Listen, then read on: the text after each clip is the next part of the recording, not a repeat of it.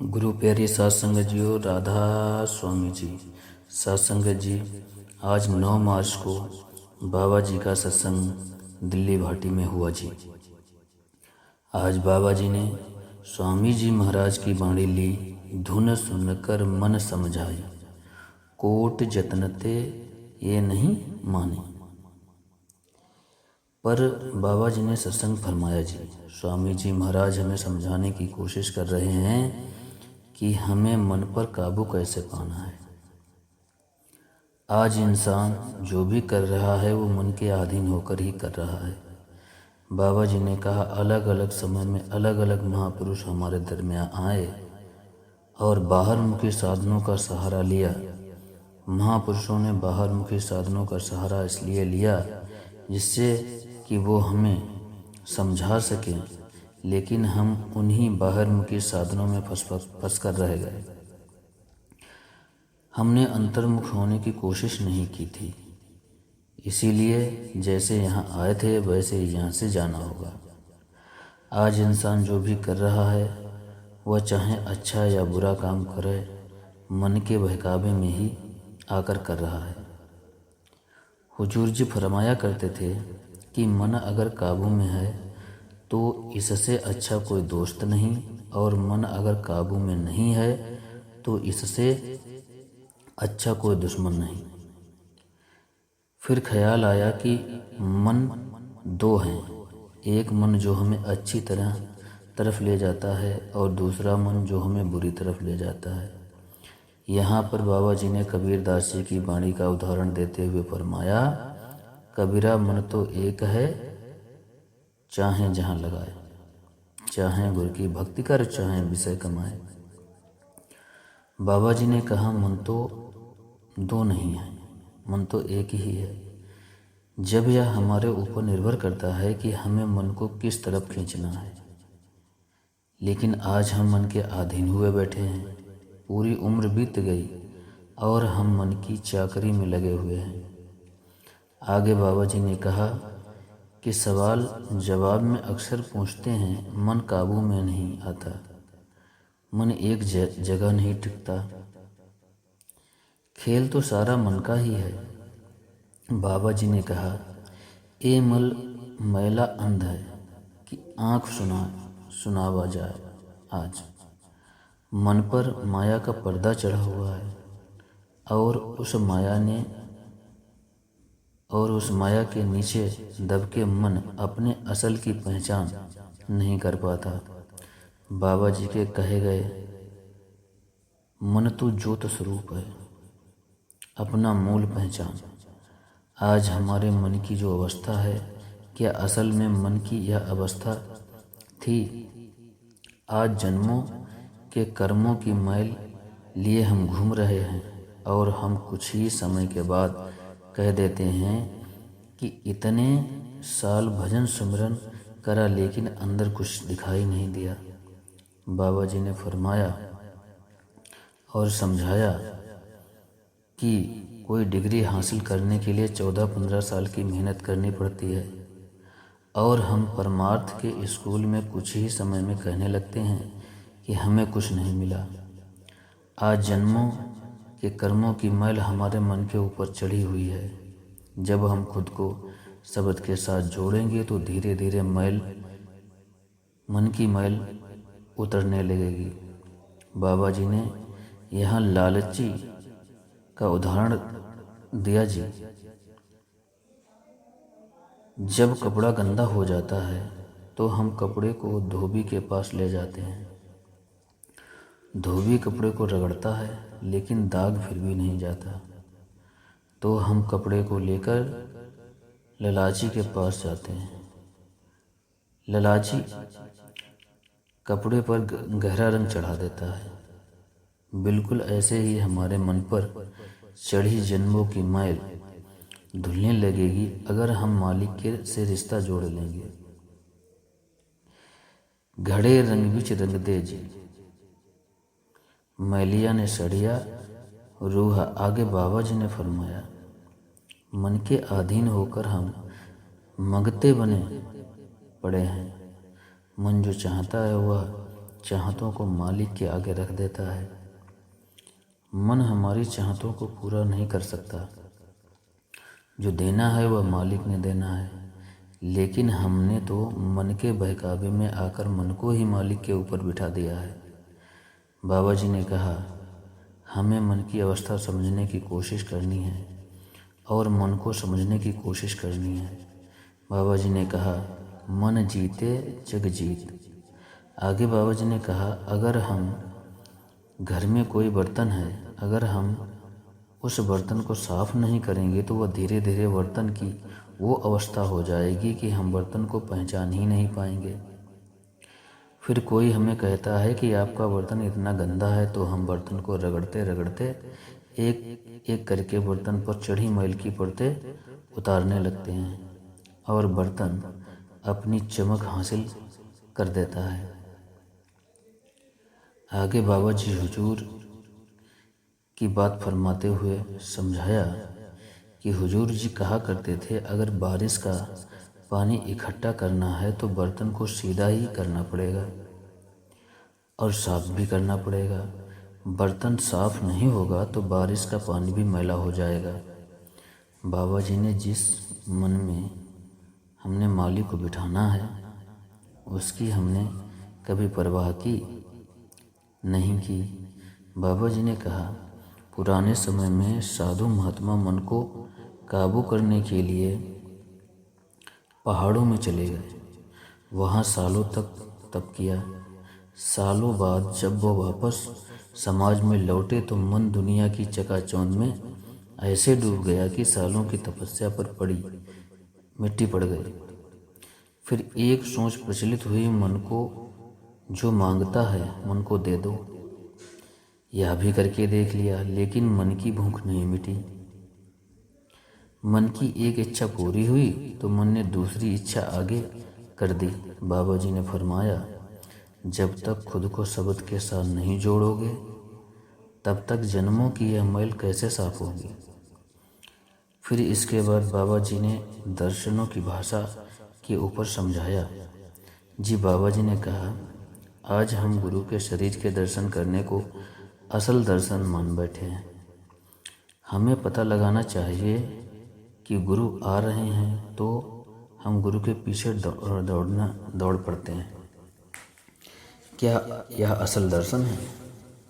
असल दर्शन तो हमें अपने अंदर में होंगे। बाहरी आँखों से हम जो कुछ देखते हैं उसको सिर्फ देखना कहते हैं, जबकि असल दर्शन तो वह अवस्था है जब हम ध्यान को इकट्ठा करके दोनों आँखों के तीसरे तिल पर टिकाएं। जब हमारा ध्यान इस अवस्था में पहुंच जाएगा उस समय हम जो कुछ बंद आँखों से महसूस करेंगे और टकटकी लगाकर देखते चले जाएंगे, उस समय वह अपनी शुद्ध बुद्ध खो देते हैं। बाहरी दुनिया से हमारा संपर्क टूट चुका होगा और इस अवस्था में पहुंचने के लिए हमें गुरु के शरीर के पीछे दौड़ने की ज़रूरत नहीं। यह काम हम अपने घर बैठे ही कर सकते हैं, लेकिन हम गुरु के बाहरी दर्शनों को ही असली दर्शन समझ लेते हैं। हमें 40 साल तक सिखाया गया कि गुरु के शरीर के पीछे दौड़ने से कहीं ज़्यादा अच्छा है गुरु की शिक्षा के पीछे दौड़ो। आगे बाबा जी ने कहा, आज हम किसी धार्मिक स्थान पर जाकर माथे टेकने या नाक रगड़ने को असली भक्ति मान बैठते हैं। धार्मिक स्थानों का संबंध किसी न किसी महापुरुष के साथ भी होता है। हमें धार्मिक स्थान पर जाकर माथे टेकने या घंटे बजाने से कहीं बेहतर महापुरुषों की शिक्षाओं पर अमल करना है। मंदिर का अर्थ हम भूल जाते हैं। मंदिर का अर्थ है मन के अंदर। पुराने समय में जब परिवार बड़े हुआ करते थे तो एक कमरे को भक्ति के लिए बनाया जाता था, लेकिन आगे चलकर हमने उस कमरे में माथे टेकने शुरू कर दिए, जबकि वो कमरा इसलिए बनाया गया था कि वहाँ इंसान अपने ध्यान को इकट्ठा करके बाबा जी ने कहा कि बुल्ले शाह के बारे में समझाया।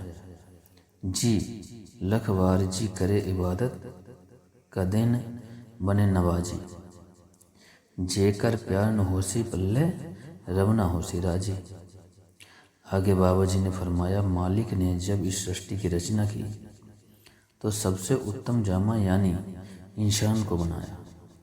इंसान को विवेक की ताकत दी कि इंसान अपना भला बुरा सोच सके, निर्णय ले सके। इंसान ने कुछ सीखा, सिखाने वाले की कमी नहीं छोड़ी। बड़े बड़े संत महापुरुष आए और हमें समझाकर चले गए। आज हम कह देते हैं कि किसी बाबे के डेरे में चले जाएं, बाबा अपने आप संभाल लेगा।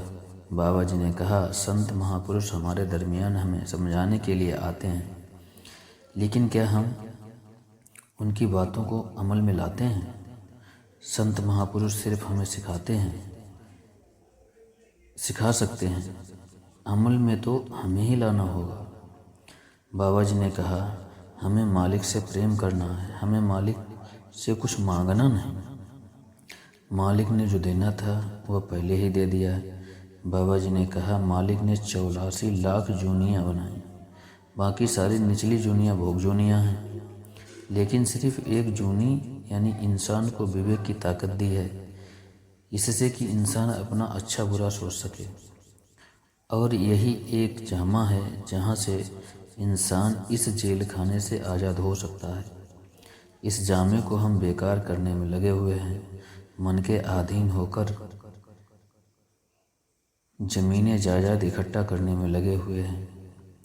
मन के अधीन होकर अगर दुनियावी कामों में लगे रहें तो बहुत पछताएंगे। बाबा जी ने कहा, एक जूनी में अगर 1 साल ही काटना पड़े तो 84 लाख के बाद फिर से मालिक हमें यह मौका देगा। और कई जूनियाँ तो 200 से 300 साल की हैं।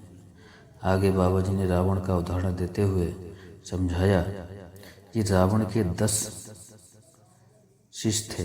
रावण सबसे ज्ञानी था, लेकिन ज्ञान के कारण वह अपनी जान नहीं बचा सका। बाबा जी ने कहा, आजकल इंटरनेट का दौर है, एक बटन दबाकर सारा ज्ञान मिल जाता है, लेकिन फिर भी क्या इंसान खुद को बदल पाया? जब तक ज्ञान को अमल में नहीं लाएंगे तब तक उस चीज़ का एक्सपीरियंस नहीं कर पाएंगे। बाबा जी ने बुल्ले शाह की साखी भी सुनाई। बुल्ले शाह सैयद खानदान के थे। मुसलमानों में सैयद ऊंची जात होती है। जब रूहानियत के रास्ते पर आगे बढ़ने की कोशिश की तो वह समझ नहीं पाए। किसी ने बताया, ए बाबा, एक बाबा है शाह अनायत, आप उसके पास, वह आपको आगे का रास्ता दिखा सकते हैं। उस समय बुल्ले शाह के मन में अहंकार था कि मैं सैयद खानदान का और शाह अनायत नीची जाति का है, उसके पास जाऊंगा। लेकिन जब किसी से प्यास नहीं बुझी तो शाह अनायत के पास पहुंच गए। मालिक की प्राप्ति के कुछ सवाल पूछे, लेकिन शाह अनायत ने उस टाइम खुलकर समझाया। शाह अनायत पनीरी लगा रहे थे। बुलेया रबदा की बाणा इधर पटना उधर लाना। बुल्ले शाह उसके हाथ जोड़ गए और समाज में बड़ी वाहवाही होने लगी। सैयद खानदान का इतना पढ़ा लिखा और इसकी निम्रता को देखकर कुछ दिन के बाद बुल्ले शाह के घर शादी थी। बुल्ले शाह ने शाह अनायत को न्योता भेजा तो शाह अनायत खुद तो गए नहीं, लेकिन किसी और को भेज दिया। जिसको भेजा उसके कपड़े अच्छे नहीं थे। जब वह बुल्ले शाह के पास पहुंचा तो बुल्ले शाह ने उसकी कोई खातिरदारी नहीं की। उसको एक साइड बैठा दिया गया। वह वापस गया और शाह अनायत को सारी बात बताई। शाह अनायत को जब पता चला तो उन्होंने बुल्ले शाह से अपना मुख मोड़ लिया। फिर जो तड़प एक शिष्य को होती है कि कैसे भी करके अपने गुरु के दर्शन हो जाएं। फिर जब शाह अनायत ने मुंह मोड़ ही रखा तो बुल्ले शाह कंजरी बनके शाह अनायत के सामने नाचने लगे। औरत का वेश बनाकर शाह अनायत के सामने नाचना शुरू कर दिया। जी शाह अनायत ने पूछा कि तू बुल्ला? हाँ। बुल्ले शाह पैरों में गिरकर बोला, नहीं जी, मैं तो भूला मन बखले संगत जी। यह साखी सुनकर संगत बहुत भावुक हो गई थी और बाबा जी भी बहुत भावुक हो गए थे। साध संगत जी, यह कुछ महत्वपूर्ण बातें जो बाबा जी ने संगत को समझाई थी वह हमने आपके साथ शेयर की। हम संगत जी से विनती करते हैं कि इस वीडियो को लाइक करें, साथ साथ शेयर जरूर करें जी। कमेंट में राधा स्वामी जरूर लिखें जी। राधा स्वामी जी।